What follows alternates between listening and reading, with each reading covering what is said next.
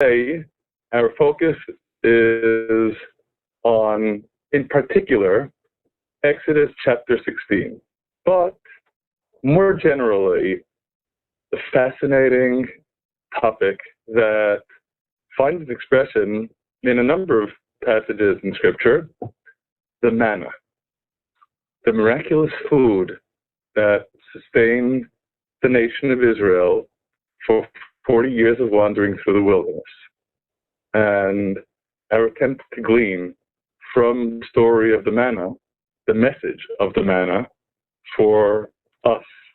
Because, of course, as we've noted on many occasions, even when the Bible teaches us history, it's not teaching us history in order to teach us history. It's in order to teach us how to live our lives right now and here, today.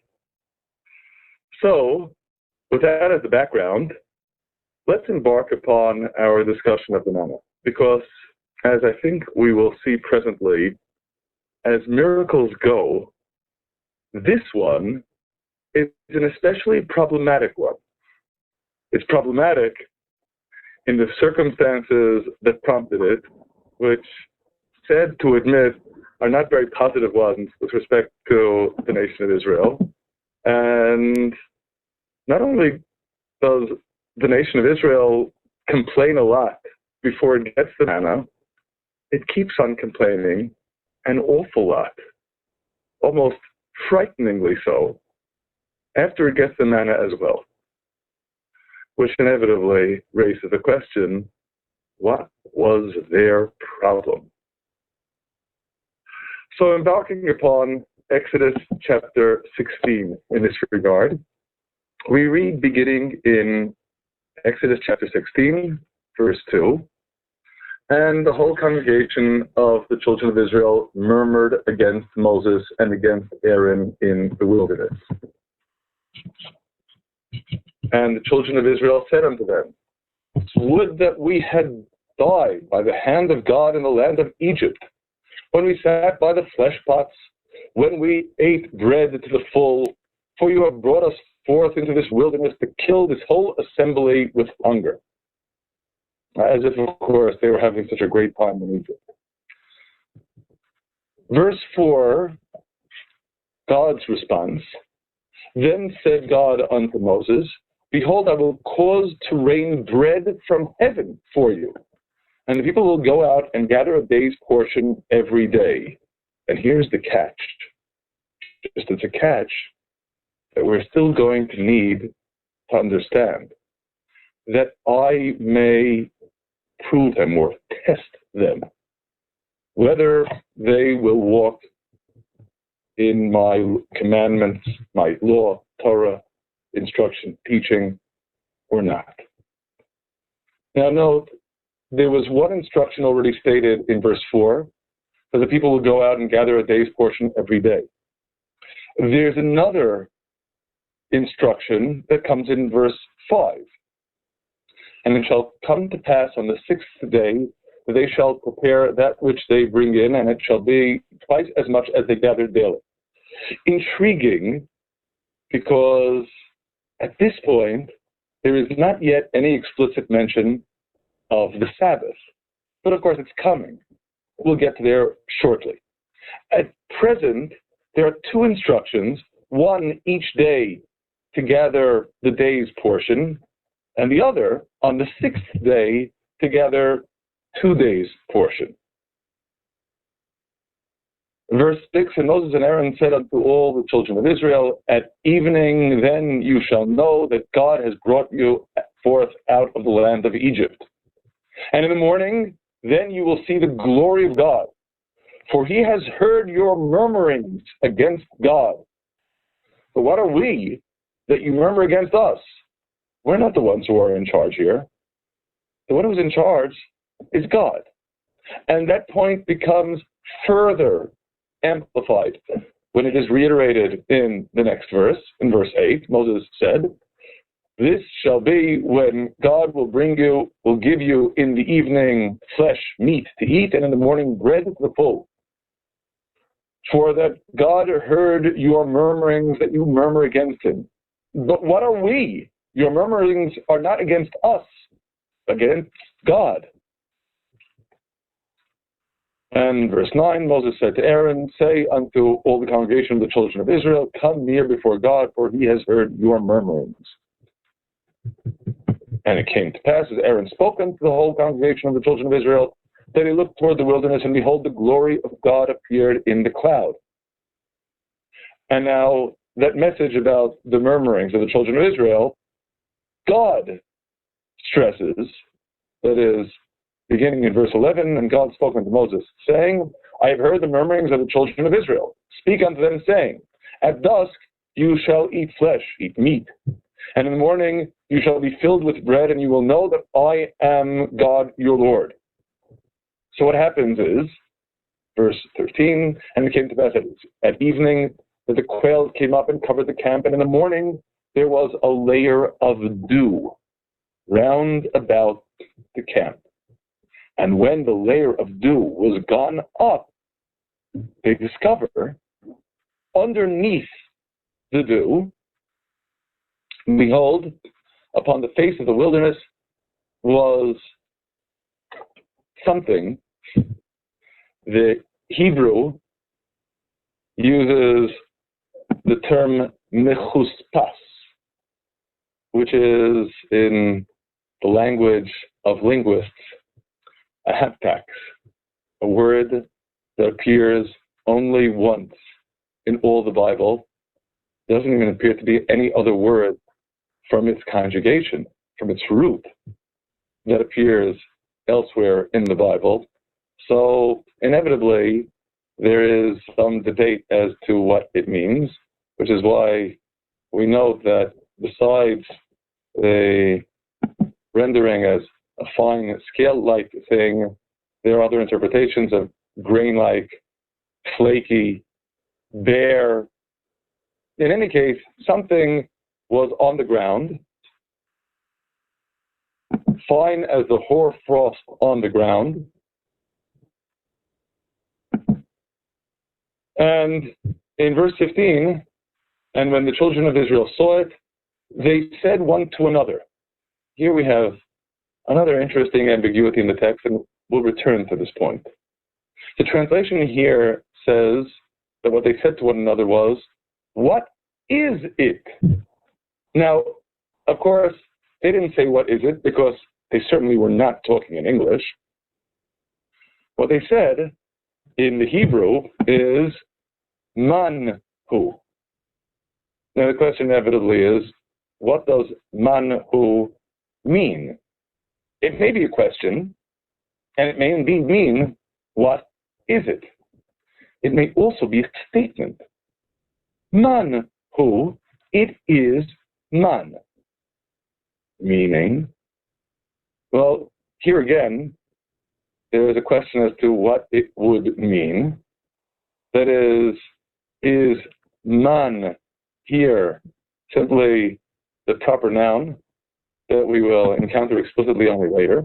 It is manna, manna being a transliteration of sorts of the Hebrew man. It could also mean it is provisions or gift. We'll get back to that question a little bit later on as well. In any case, whatever they said, it was as a result of ignorance, because, of course, they knew not what it was. And Moses said to them, it is the bread that God has given you to eat. And here, Moses conveys to the people God's first instruction on the subject. In verse 16, this is the thing that God has commanded, gather you of it every man according to his eating, meaning, an omer a head, according to the number of your persons, shall you take it, every man for them that are in his tent. You gather an appropriate amount for the number of people whom you are feeding. And the children of Israel did so, and gathered some more some less. And when they did meet it with an omer, they measured the amount. He that gathered much had nothing over, and he that gathered little had no lack. They gathered every man according to his eating. So, of course, on the one hand, those who didn't gather so much may have been gratified to learn that they were missing nothing. Those who had put a lot of effort into gathering a lot felt awfully frustrated because their extra effort produced no results. They all had, in fact, gathered an omer per person for whatever number of people each one of them was feeding. And now we continue. And this is inevitably, if you think about it, in verse 19, the flip side of gathering an appropriate amount for each person per day. In verse 19, and Moses said to them, let no man leave of it till the morning. It is supposed to be consumed in its entirety on the day that it is gathered. And in verse 20, we read of failing number one. That is, failing number one after they got the manna. We already saw the failing that preceded the manna, the murmurings, the complaining, maybe we could say the whining that preceded the gift of the manna in the first place. Now they've gotten it, and Moses says, let no man leave of it till the morning. And verse 20 we read, notwithstanding they hearkened not unto Moses, but some of them left of it until the morning. And it bred worms and rotted.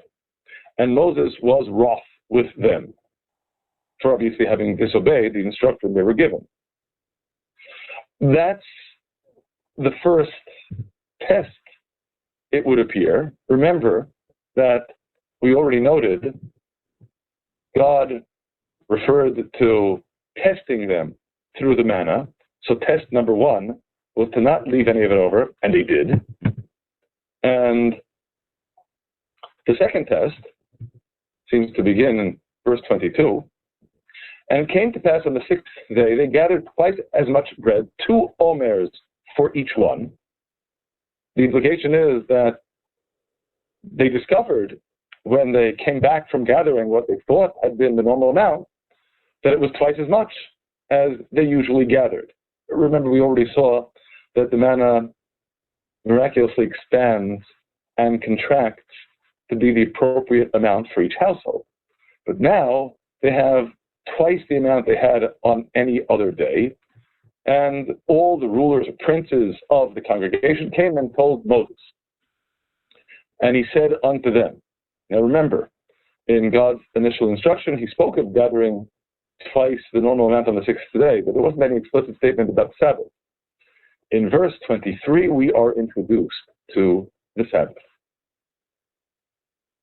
And he said unto them, that is, Moses tells the princes of the congregation, this is that which God has spoken. Tomorrow is a solemn rest, a holy Sabbath unto God.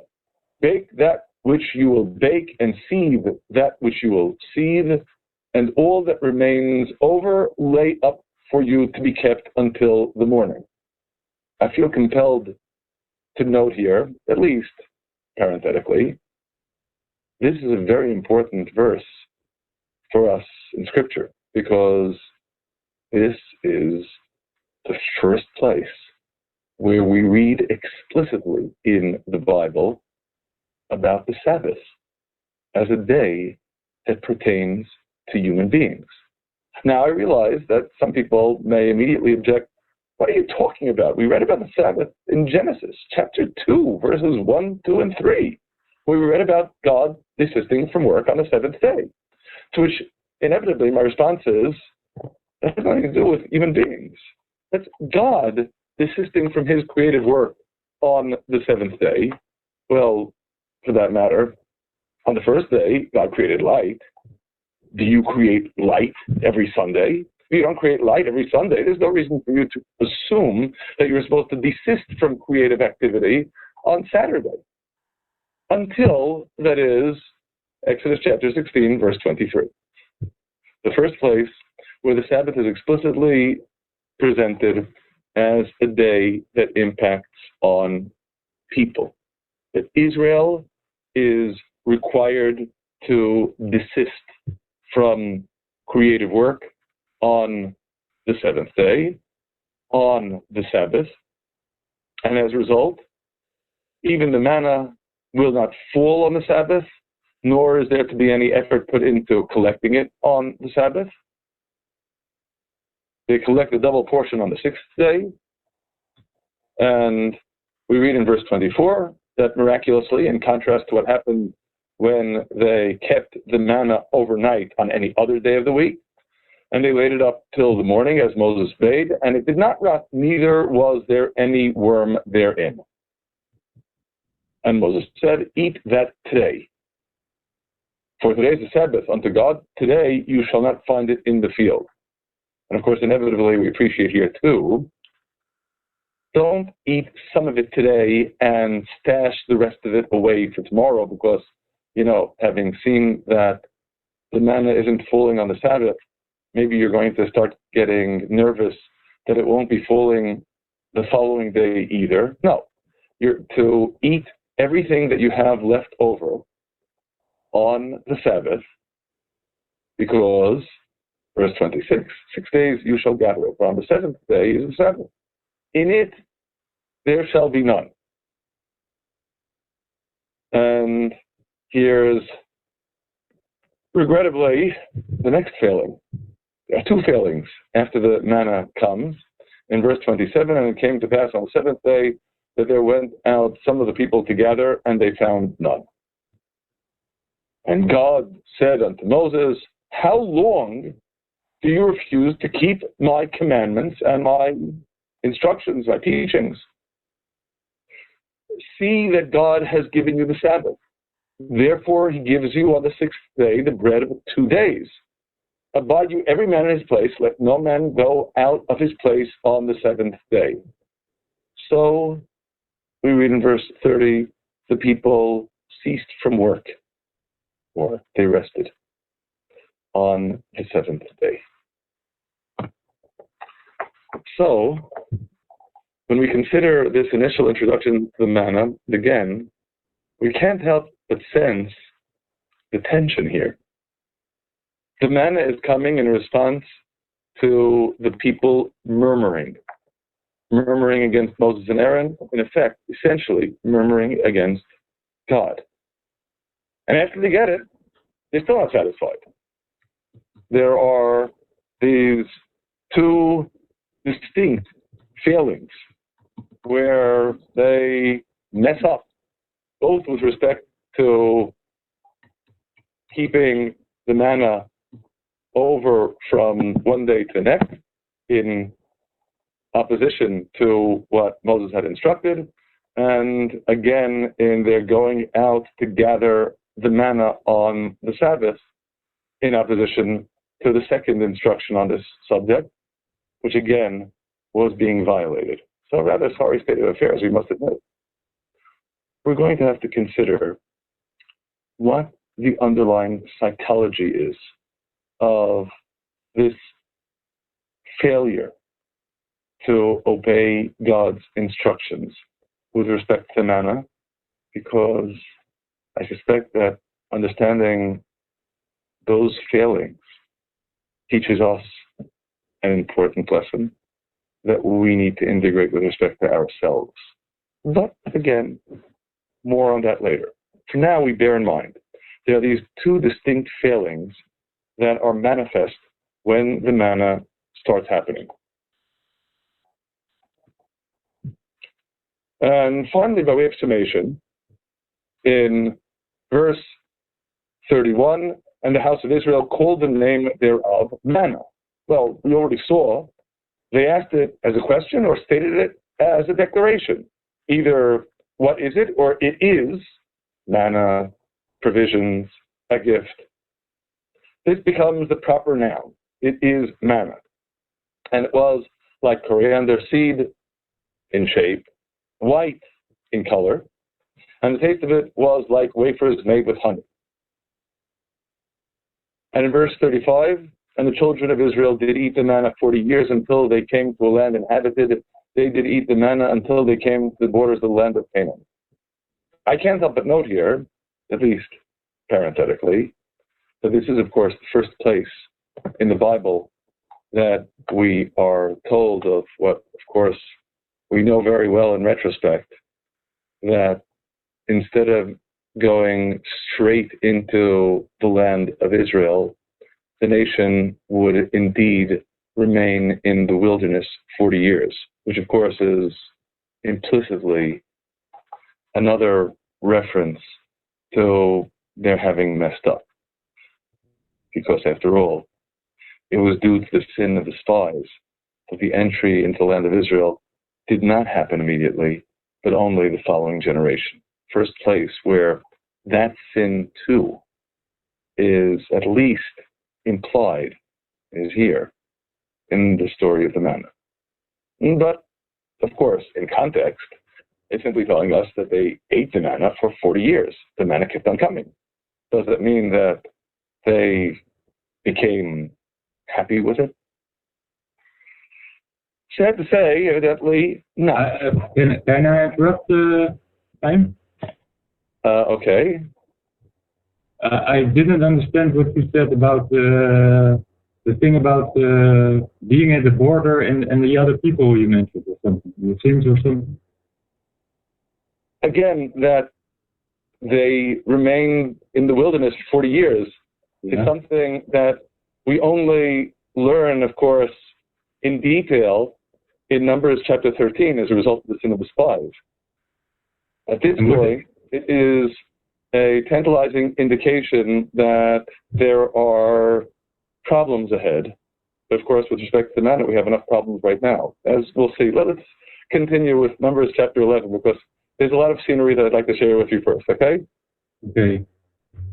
Okay. So in Numbers chapter 11, we read of yet another story of the manna. It's significant to note that while in Exodus chapter 16, despite the murmurings, despite the whining of the children of Israel, God gives them nothing but all the patience and all the gifts.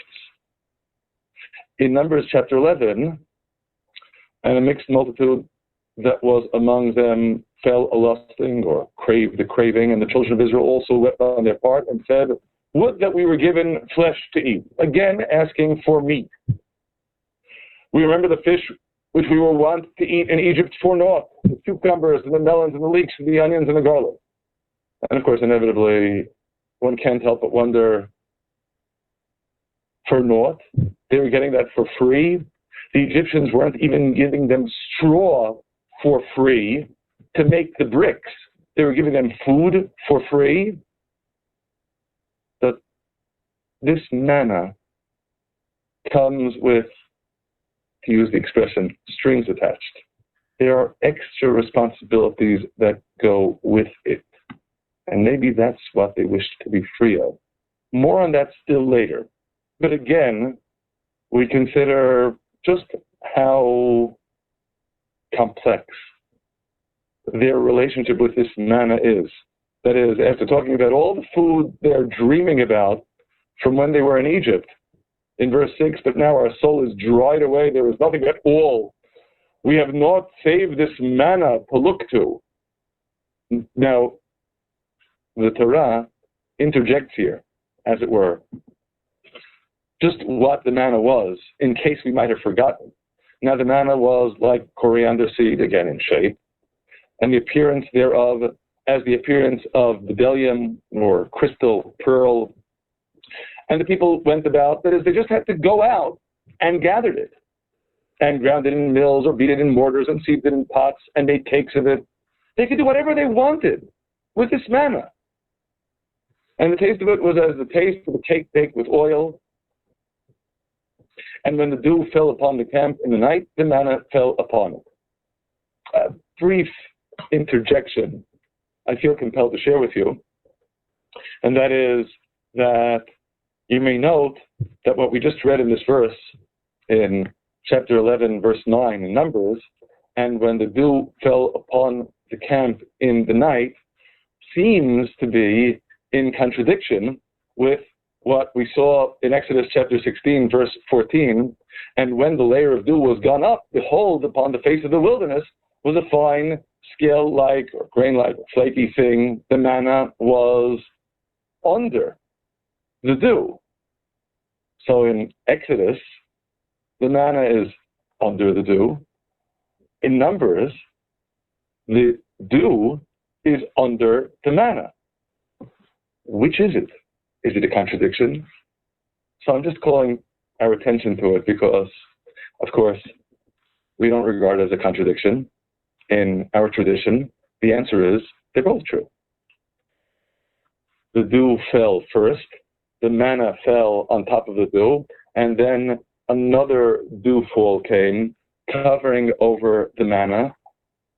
So the manna was gift wrapped, both beneath it and above it, a layer of dew protecting it. And that is one of the reasons, personally, my favorite reason, for the custom that we Jews have to cover the chalot, the loaves of bread, at the Sabbath and festival meals, and there are always 2 loaves, as a remembrance of the blessing of the manna that on the eve of the Sabbath, and presumably also on the eve of the holy days, fell in double portion. So as a remembrance of that, we use 2 loaves on the Sabbath and on the festivals in the special meals that we have. And we cover the loaves with a cover, the challah cover, just like the manna. There's a tablecloth beneath it, and there's the challah cover above it, as a remembrance of those 2 layers of dew that gift wrapped the manna. Okay, just figured I would mention that as a parenthetical aside. But getting back to what was taking place in Numbers chapter 11, because this is anything but a pleasant story, remember, they're complaining. The manna has all these special qualities, and all they're saying is, we remember all the food that we got for free in Egypt. And at this point, as we read in the following verses, Moses himself is so exasperated, he's ready to resign. Verse 10, and Moses heard the people weeping, family by family, every man at the door of his tent, and the anger of God was kindled greatly, and Moses was displeased. And Moses said unto God, wherefore have you dealt ill with your servant, and wherefore have I not found favor in your sight, that you lay the burden of all this people upon me? Have I conceived all this people? Have I borne them or begotten them? That you say to me, carry them in your bosom, as a nursing father carries a suckling child unto the land which you did swear to their fathers? When shall I have meat, flesh, to give unto all this people? For they trouble me with their weeping, saying, give us flesh, give us meat, that we may eat. I am not able to bear all this people myself alone, because it is too heavy for me. And if you deal thus with me, kill me, I pray you. I can't take it anymore. If I have found favor in your sight, and let me not look upon my wretchedness. So certainly, Moses regards this continual complaining, murmuring with respect to the manna as something that's bringing him to the brink of being broken.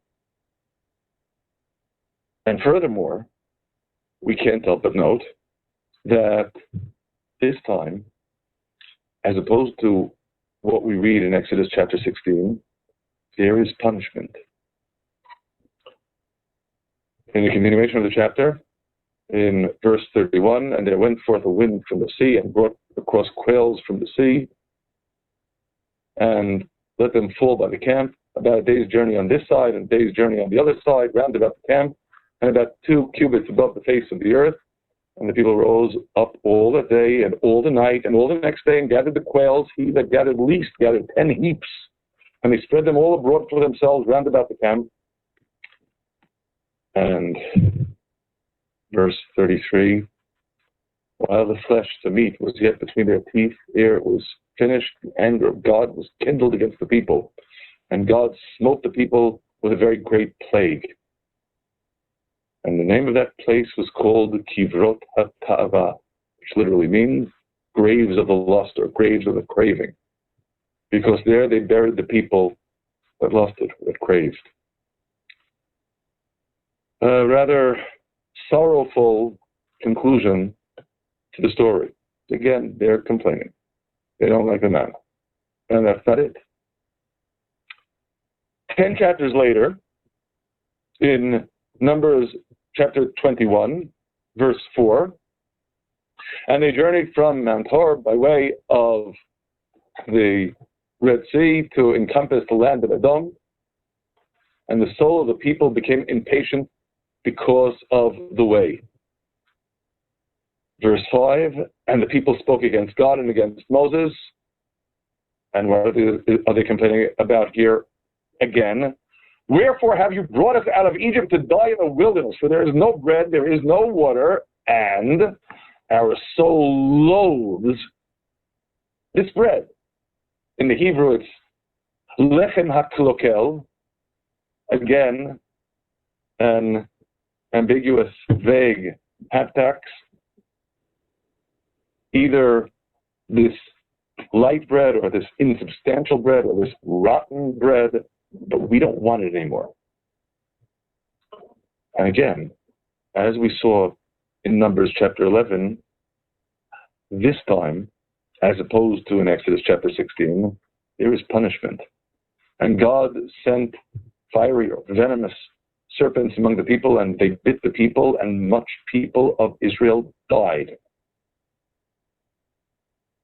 So you get some kind of a sense here of a very unpleasant, unhealthy, even deadly dynamism. They're getting this miracle, bread from heaven every day, and they don't like it. They don't want it. They're complaining relentlessly. They complained that they didn't have any bread, and when God sends them this bread, they don't stop complaining. And it's significant to note that we find this theme of ingratitude, of getting the gifts and still complaining bitterly, in what amounts to retrospective indictments of the behavior of the children of Israel in the wilderness in much later sources, both in Psalms and in the words of rebuke at the beginning of the Second Temple period that we read in Nehemiah.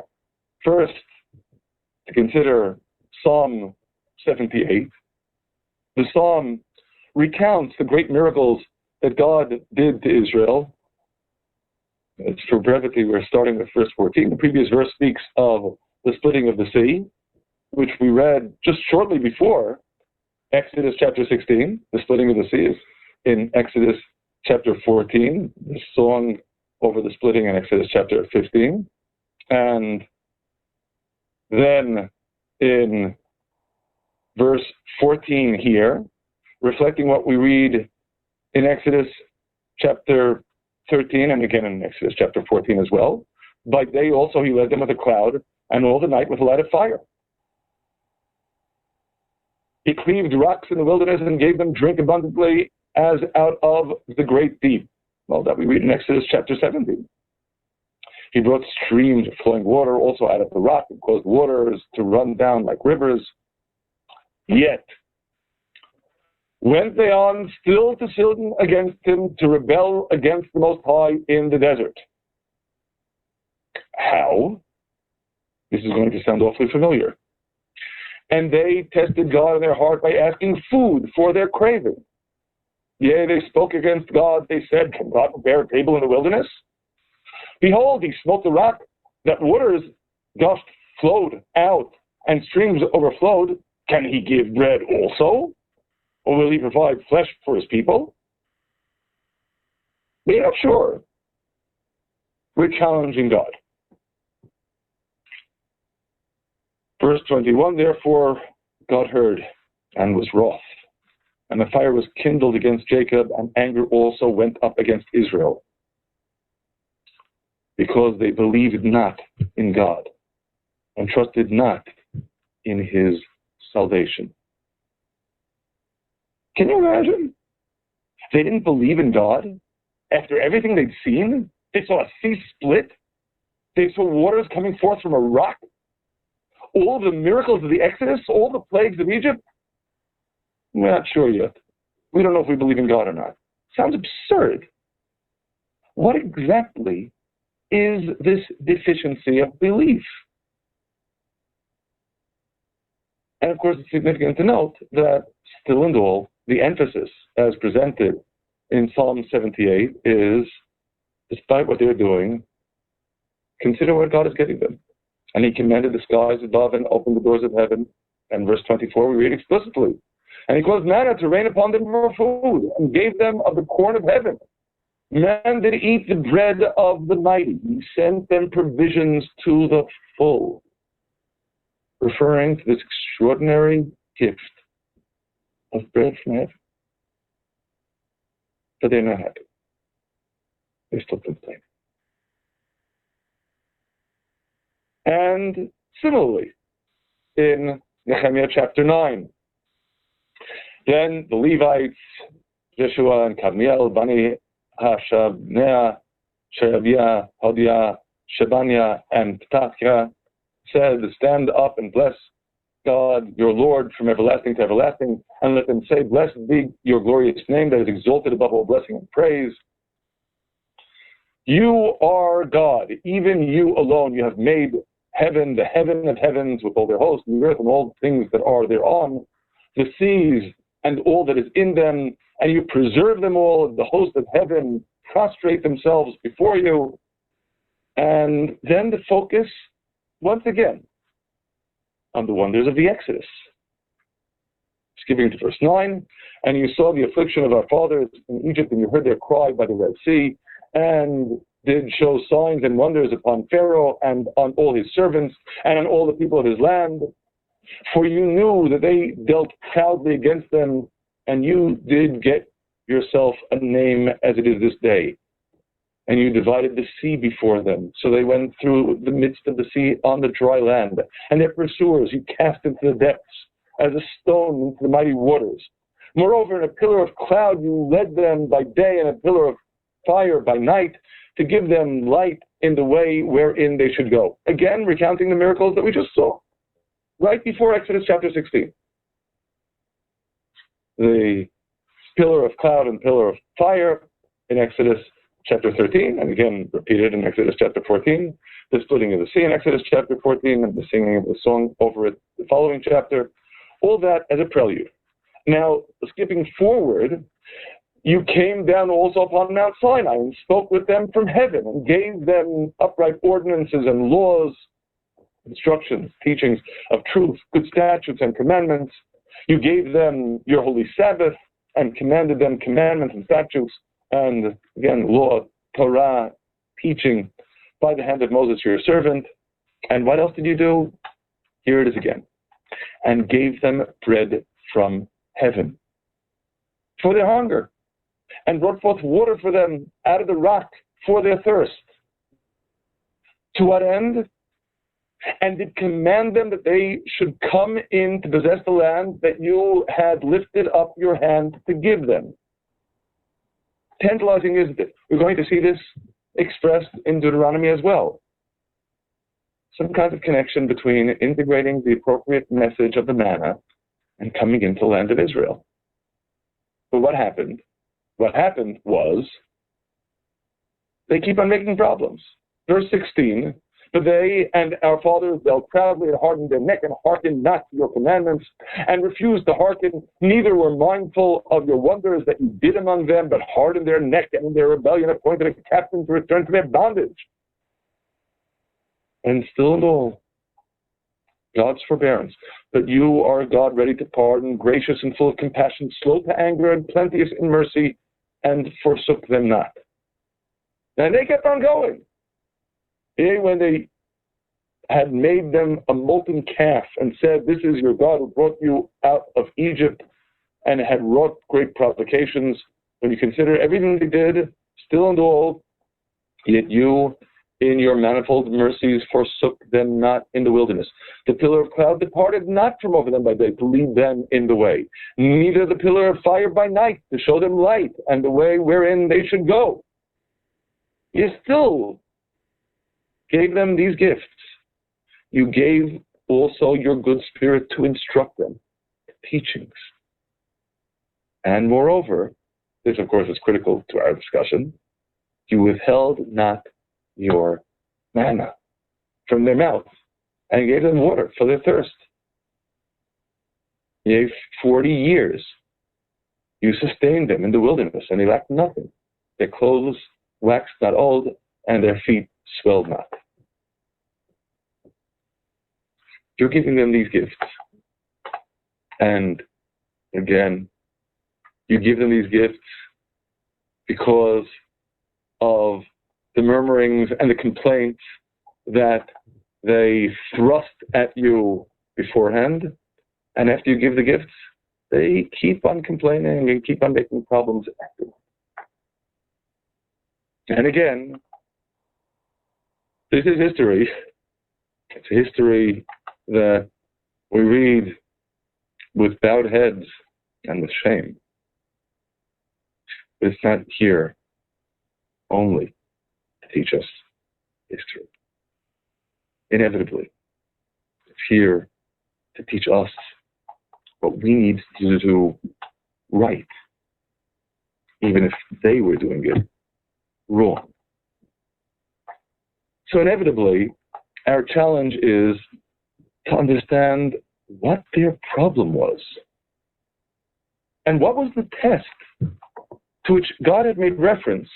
Remember, at the very beginning, that God said in Exodus chapter 16, verse 4, "I will cause to rain bread from heaven for you, and the people will go out and gather a day's portion every day, that I may prove them," test them, whether they will walk in my Torah, my instruction, my teaching, or not.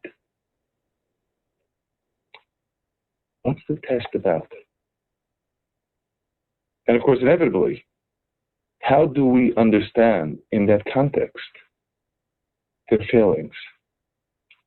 Their failings in Exodus chapter 16, to review, in stashing the manna overnight against the explicit instruction of Moses to not keep any of it overnight.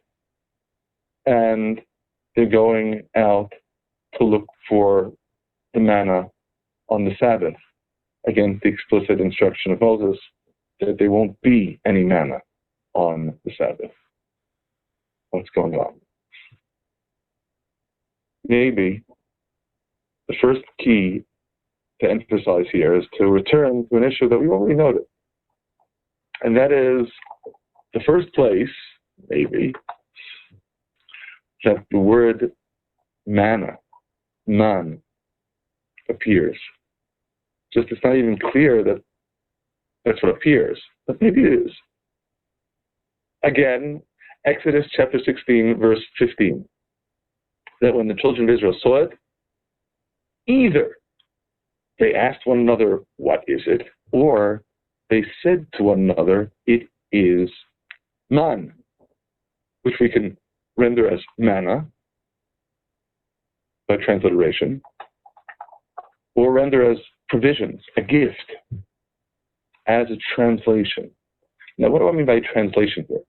What is the root? We've discussed roots on many occasions in the past, and I think this is a particularly instructive opportunity to do so. What is the root of manna?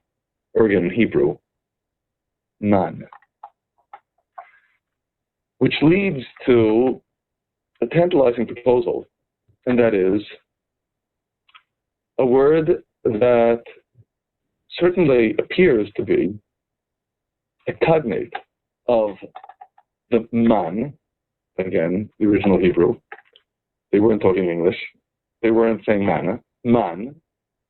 The cognate word is one that we encounter on exactly 5 occasions in the Bible, 4 of which, interestingly enough, are in the book of Jonah. The word in the Hebrew is vayeman. What does vayeman mean? We could render it as prepared, but probably more rigorously as appointed. So in Jonah chapter 2, verse 1, Vayeman Hashem, God prepared or appointed a great fish to swallow up Yonah, and Yonah was in the belly of the fish 3 days and 3 nights. And then in chapter 4, when he is sitting outside of town, outside of Nineveh, to see what will happen there, Vayeman Hashem Elokim, the Lord God, again, prepared or appointed a gourd, and made it come up over Yonah, that it might be a shadow over his head to deliver him from his distress. And in the very next verse, again, Vayeman Elokim, God prepared, appointed a worm when the morning rose the next day, and it smote the gourd that it withered. And the very next verse, again, Vahiki Zoach Shemesh Vayeman Elokim Zoach Kadim Charishit, and it came to pass when the sun arose that God prepared or appointed a vehement east wind, and the sun beat upon the head of Yonah that he fainted. Lest we think that Vayeman is, for some reason, a verb that can only be applied to God, the 5th instance in which we encounter the word is at the beginning of the book of Daniel, specifically chapter 1, verse 5.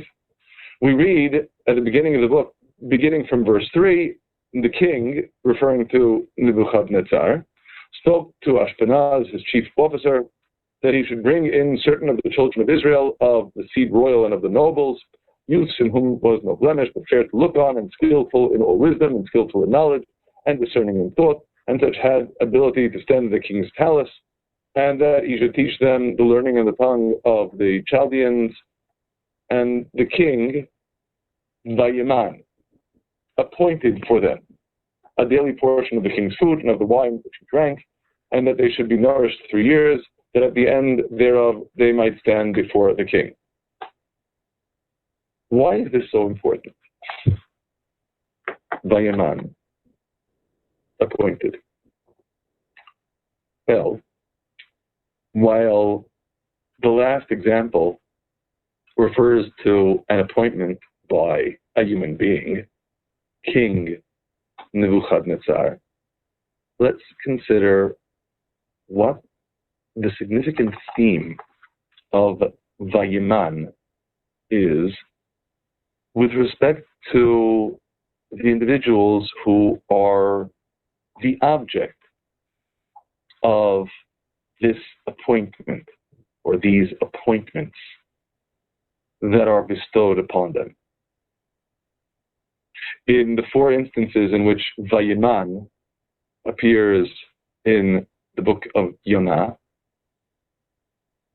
the appointments refer respectively to the big fish, to the gourd, to the worm, and to the wind, all of which are specifically appointed by God with respect to Yonah. And of course, what is most significant, most critical, is in each instance, Yonah has nothing to do with it. He's the object, all right. These appointments are bestowed upon him, but he's not in control at all. The appointment is coming directly, exclusively from God, not through any agency of his own. Likewise, in the 5th example, in the book of Daniel, obviously Daniel and his companions have nothing to do with this appointment of the daily portion of the king's food. Indeed, as we read in the continuation of the chapter, they have a problem with it. But they're not in control. They're the objects, the recipients, not the ones who are controlling anything. And maybe this is really the crux of the issue, the problem. The problem is all about control. Who's in charge? That is, at the outset, in Exodus chapter 16, the children of Israel are complaining. They're complaining because they don't have food. And God's response is, they don't have food, I'll give them food. They'll have everything they need, but they need to learn to relinquish one thing. And that one thing they need to relinquish is absolutely critical for their spiritual education. They need to relinquish control. They need to recognize they're not the ones who are in charge. God is. And I think it's significant for us in this vein to consider in particular those two failings and what they signify respectively. The first failing was hoarding the manna overnight against the instruction of Moses, whereupon it becomes putrid and rots. The second, going out to look for manna on the Sabbath, likewise against the explicit instruction of Moses.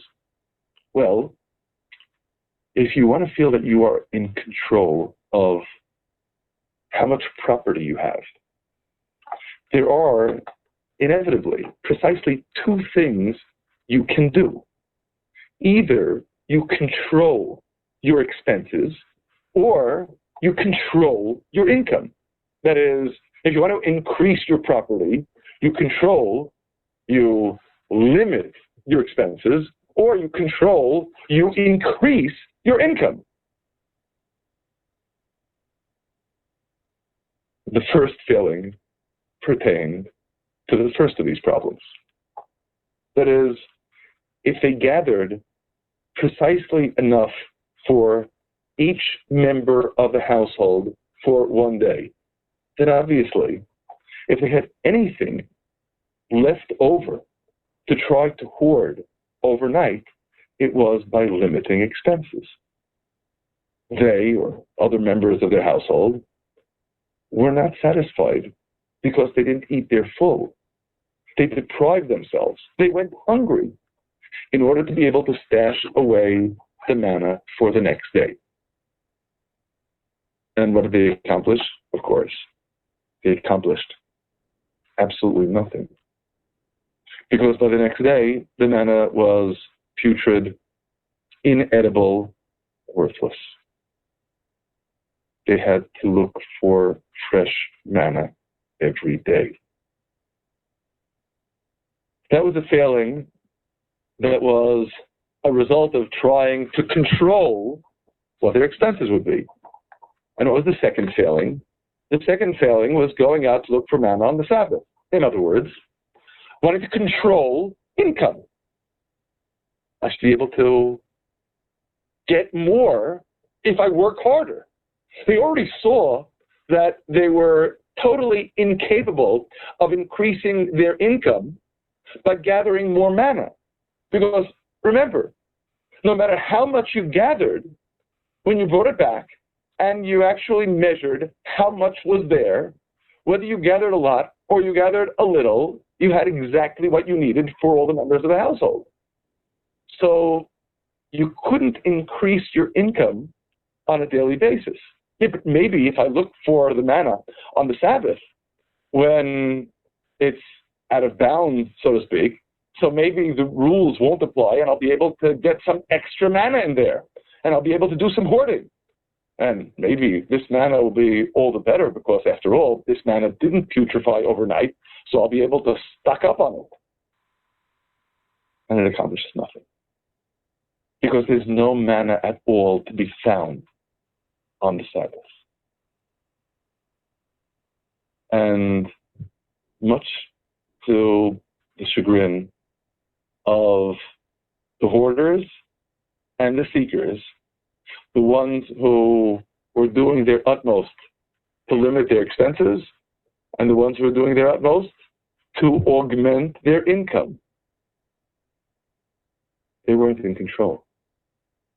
They couldn't control anything. Consider, in particular, in this vein, the way God describes the failing that when they go out to gather the manna on the seventh day, God says, how long do you refuse to keep my commandments and my laws? On the most specific plane, the problem is they're not listening to what God commands.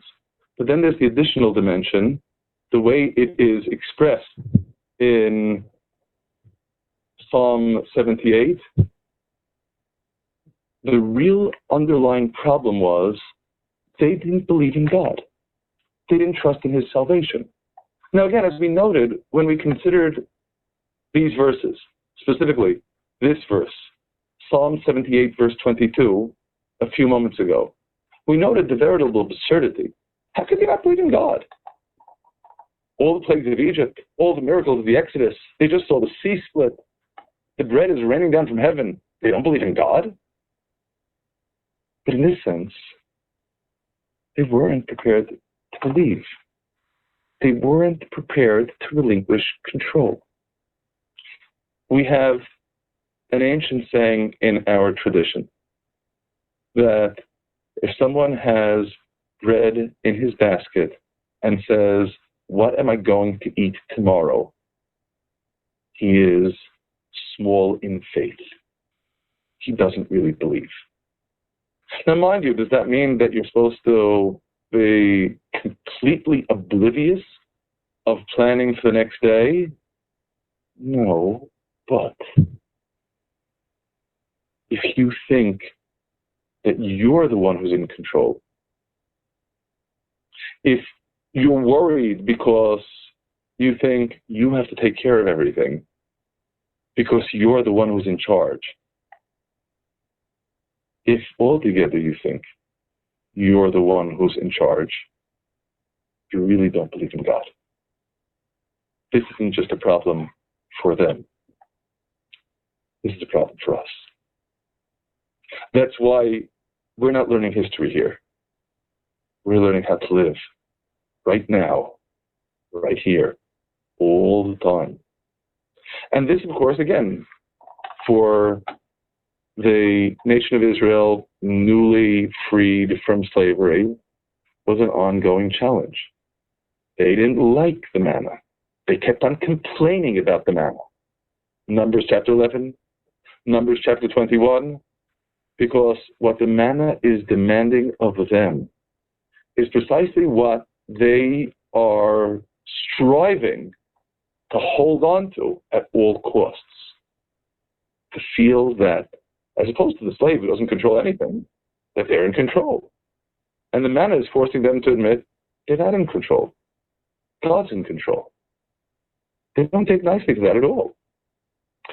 And when we consider that as the essential issue, that what the man is, as expressed again in that conjugation that we saw in Jonah and in Daniel, something appointed, something that comes from God, something that is emblematic of God's control and not our own, then we can appreciate what is the final source that I'd like us to consider, and that is the message in Deuteronomy chapter 8. All the commandments that I command you this day you shall observe to do, that you may live and multiply and come in and possess the land that God swore unto your fathers. We already noted the connection here. The connection that pertains to being able to merit entry into the promised land. But let's see how that merit plays out in Deuteronomy chapter 8. And you shall remember all the way that God your Lord led you these 40 years in the wilderness, that he might afflict you, to prove or test you, to know what was in your heart, whether you would keep his commandments or not. To know, we should stress, obviously does not mean here that God needs to know what is in our hearts, because God knows what's in our hearts. More to make known, to make it clear, to make it obvious to external observers, maybe more importantly, to make it obvious to ourselves what's really going on inside. And he afflicted you, and suffered you to hunger, and fed you with manna that you knew not, neither did your fathers know, that he might make you know that man does not live by bread only, but by everything that proceeds out of the mouth of God does man live. How is that lesson going to be learned here? Of course, on the one hand, because if not for God, you'll have anything to eat. So that, of course, we readily appreciate. But that message is, I suspect, only part of the subject. That is, the beginning of verse 3, on the face of it, seems awfully strange. He afflicted you and suffered you to hunger, but you weren't hungry. You had the manna. Once he fed you with manna, you weren't hungry. Yeah, but you felt the hunger of not being in control. You were hungry for having a big bank account of manna that will tide you over for a rainy day. You know, when you lose your job, when you don't have a source of income, and you need to be in charge. But you don't need to be in charge. And even when you expend the effort, it's important for us to know we're not in charge. And the ongoing miracles, your raiment waxed not old upon you, neither did your foot swell these 40 years. And you shall consider in your heart that as a man chastens his son, so God your Lord chastens you, because he's teaching you. And you shall keep the commandments of God your Lord, to walk in his ways and to fear him. And that, in the verses that follow, becomes the basis of the entry into the promised land. How so? Continuation of Deuteronomy chapter 8. Beware, lest you forget God your Lord in not keeping his commandments, his ordinances, and his statutes that I command you this day.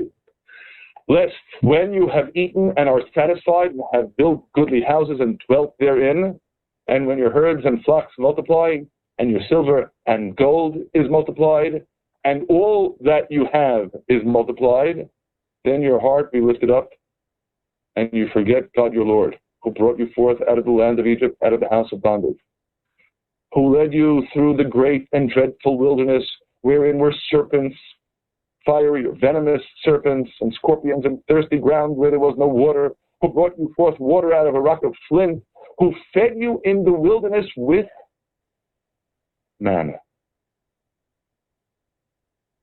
which your fathers knew not, that he might afflict you, and he might prove you, test you, to do you good in your latter end. What good does it do you? Very simple. The good of teaching you how properly to look at life, to recognize that God is in control. Because there's a danger that when you forget God, you may say in your heart, my power and the might of my hand has gotten me this wealth. In other words, the illusion that I am in control. The reason that the manna is stated in the previous verse as the basis of God proving you, testing you to do you good in your latter end, is because that's what will enable you to realize, verse 18, you shall remember God your Lord, for it is He who gives you power to get wealth, that He may establish His covenant, which He swore unto your fathers as it is this day. Now note, the antidote to saying, my power and the might of my hand has gotten me this wealth, is not to say, ironically enough, that my power and the might of my hand did not get me this wealth. No. Your power and the might of your hand has gotten you this wealth. Just remember where the power comes from. Verse 18 doesn't tell you to say that my power and the might of my hand had nothing to do with this wealth. It just tells you that you need to remember God your Lord gave you the power to get the wealth. In other words, of course, you need to do what you need to do, but you need to know that everything that you're doing is, in effect, as God's proxy, as God's messenger. You used your power, but God gave you the power. That's what believing in God is about. Not sitting back passively, because, with the manna as well, they didn't sit back passively. They didn't just open up their mouths and say, okay, God, fill it. That's not the way it worked. You had to go out and gather it. Just you knew that the reason that you were able to gather it was because God was giving it to you. And indeed, in much the same vein, in Ecclesiastes chapter 9, verse 10, the message, whatsoever your hand attains to do by your power, same word, power, in the Hebrew, bechochacha, as the koach, the power, that indeed gets you the wealth, but that comes from God. Whatsoever your hand attains to do by your power, that do. For there is no work, nor device, nor knowledge, nor wisdom in the grave where you're going.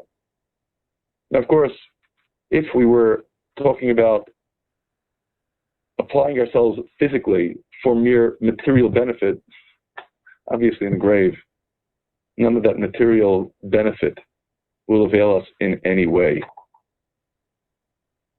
We read, of course, in Psalm 48 that Psalm 49, when God gives us all of that wealth, it doesn't follow us into the grave.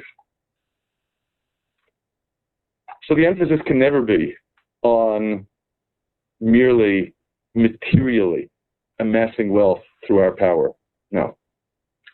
Rather, it's about recognizing that we are summoned in our lives in this world to do everything in our capacity, to use all the power that we've got.